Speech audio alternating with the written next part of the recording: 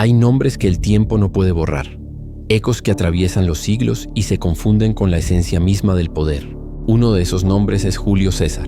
Su historia no solo pertenece a Roma, sino al imaginario universal del liderazgo, la ambición y la tragedia.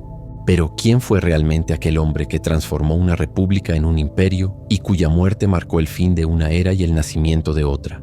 Julio César nació en el año 100 a.C. en el seno de una antigua familia patricia, los Julios, que afirmaban descender nada menos que de Venus, la diosa del amor.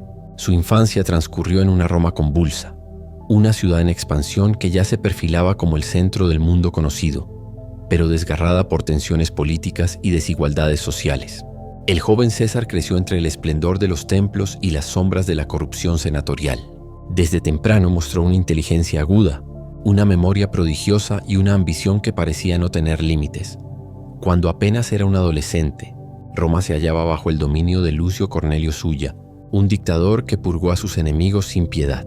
El joven César, que había contraído matrimonio con Cornelia, hija de uno de los opositores de Sulla, fue incluido en la lista de los condenados. Se negó a repudiar a su esposa, desafiando directamente al hombre más poderoso de Roma. Esa decisión arriesgada y casi suicida lo obligó a huir y a vivir escondido. Fue su primera lección sobre el precio del poder y la fragilidad de la vida política romana. Tras la muerte de Sulla, César regresó a Roma decidido a reconstruir su destino. Sirvió en campañas militares en Asia Menor y en Cilicia, donde demostró un valor extraordinario. En una de sus travesías por mar fue capturado por piratas. Cuentan las crónicas que mientras estuvo prisionero, mantuvo tal autoridad sobre sus captores que les ordenó aumentar el rescate que pedían por él, afirmando que su vida valía más. Cuando finalmente fue liberado, cumplió su promesa. Los persiguió, los capturó y los crucificó.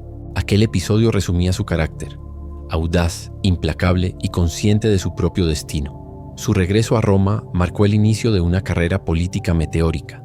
Se convirtió en un orador brillante, defensor de las causas populares y astuto tejedor de alianzas.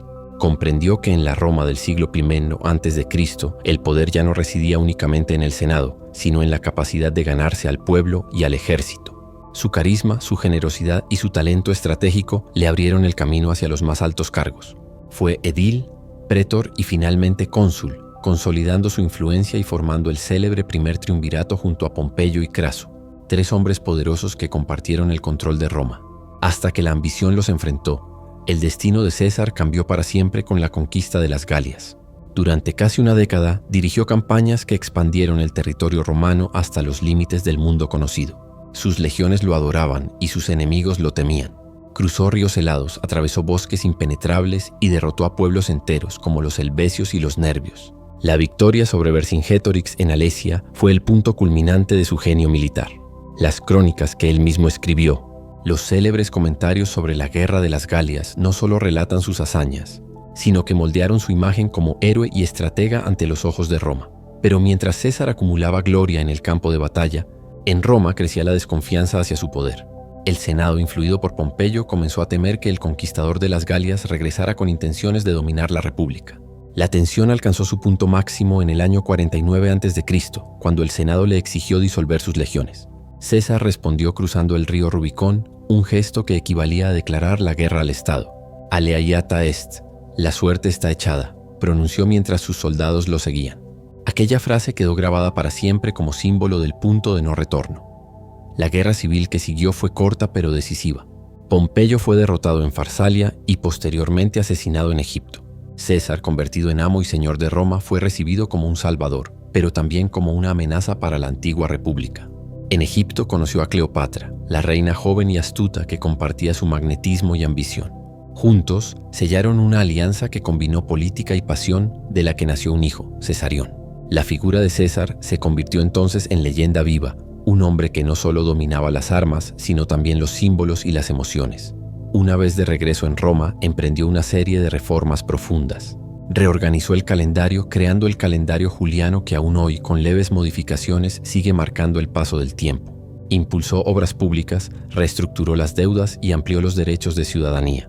Soñaba con un imperio ordenado y eficiente, guiado por la razón más que por las viejas tradiciones senatoriales. Pero cada decreto que firmaba, cada poder que asumía, lo alejaba más del ideal republicano y lo acercaba a la figura de un monarca. En el año 44 a.C. fue nombrado dictador perpetuo, un título que selló su destino. Las conspiraciones comenzaron a tejerse en silencio. Entre sus enemigos había viejos aliados, incluso amigos.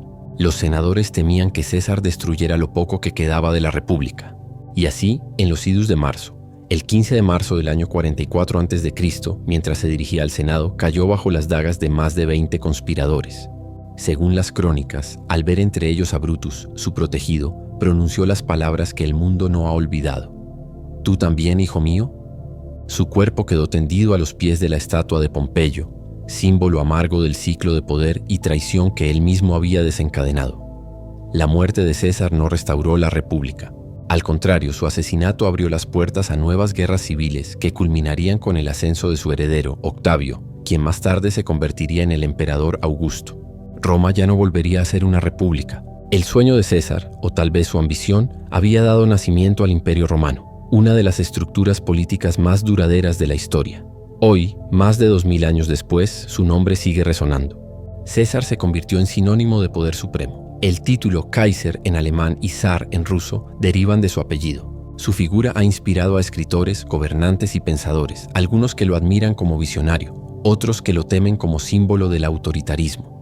Pero todos reconocen en él al hombre que entendió que el poder no se hereda ni se concede. Se conquista. Julio César fue más que un general o un político. Fue un arquitecto del destino, un hombre que desafió el orden establecido y cambió el rumbo de la historia. Su vida encarna la paradoja de los grandes personajes. Héroe y tirano, reformador y usurpador, amado y odiado. Y quizás esa sea la razón por la que su sombra sigue acompañando al poder, recordándonos que incluso los más grandes están sujetos al filo del tiempo. Como él mismo escribió en una de sus obras, preferiría ser el primero en una aldea que el segundo en Roma.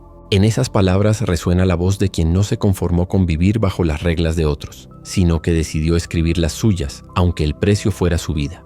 Julio César murió, pero su legado sigue vivo, tallado en piedra, en historia y en memoria, porque algunos hombres, como los imperios que fundan, nunca terminan de caer.